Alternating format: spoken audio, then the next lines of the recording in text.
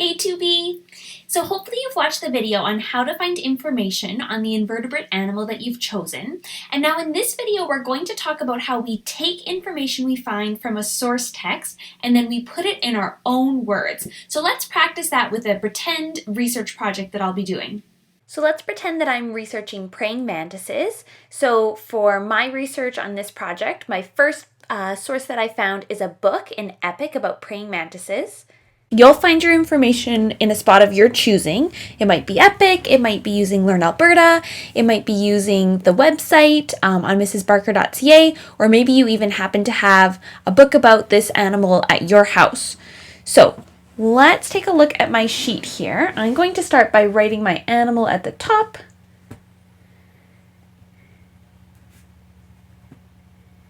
And then there are 5 categories.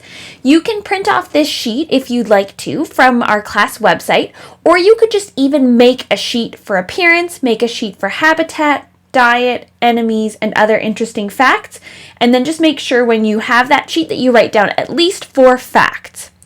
So I've got these categories. Some of you might find it a bit small to write in here, but if you're able to, that works great. Just as long as you have it organized into those 5 categories and you have 4 or more facts for each category, that's perfect.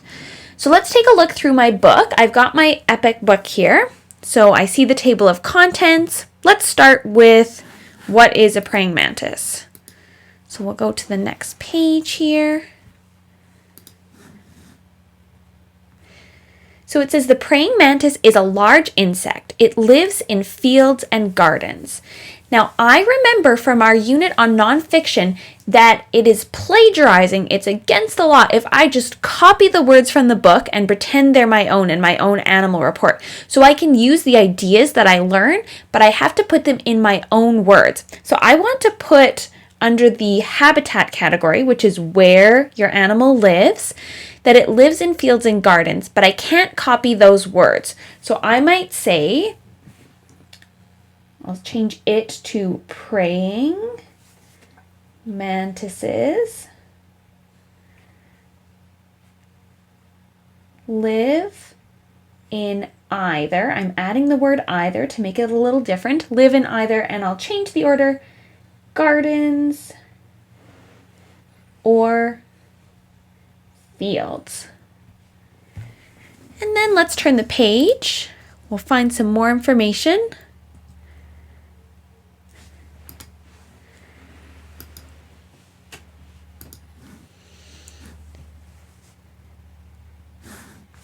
And here on this page, it says the praying mantis is brown or green. So I'm looking through my categories. That would fit in appearance. I don't already have that fact, and I want to change it. So I might say their color is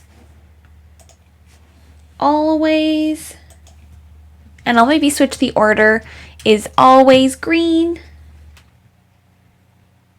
or brown.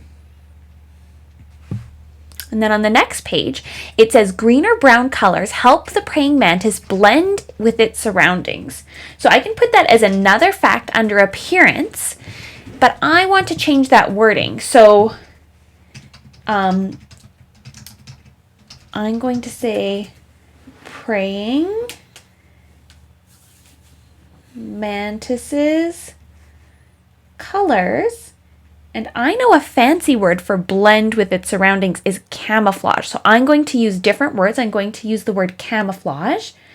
So I'm going to say help them to camouflage. Now I would keep reading through that book and collecting facts. Let's pretend I'm done with the book, even though I'm not, and let's go to PebbleGo. So we'll try a different resource this time, and it might have some of the same facts. So it says they can grow up to 6 inches or 15 centimeters long. Now I don't have that fact yet in my appearance, so I could add that to my report here. So I'm going to say they can be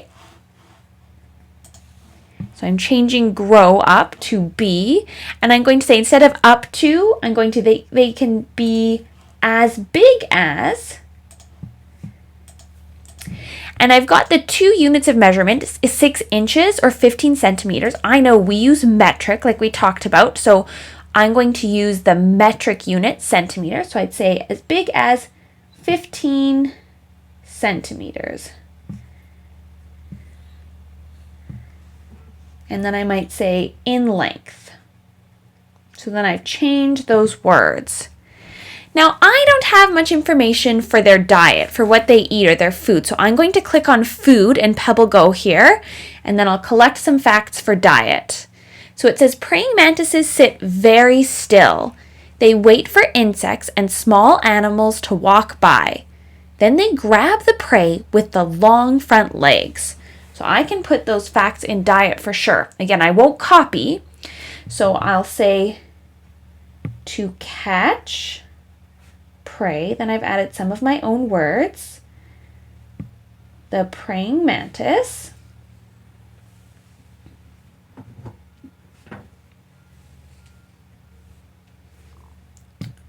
and I think I will use sit still because that's a pretty good phrasing. I can't think of one that's much better than that. Sits still, and then I'll maybe say in one spot to put it in my own words. In one spot. And then what other information could I add? They wait for insects and small animals to walk by. So I might say they sit there until they see an insect or small animal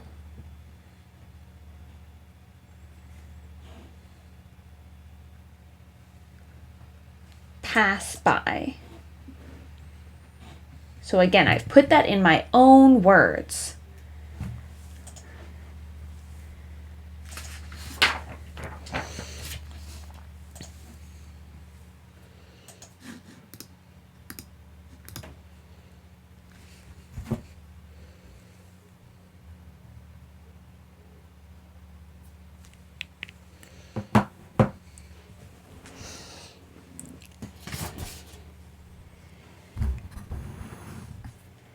Now I want to give an example of if you're not using that chart, which is totally fine. You would just sort of write a title of the different category. So let's say I'm choosing for this page, the category is Other Interesting Facts.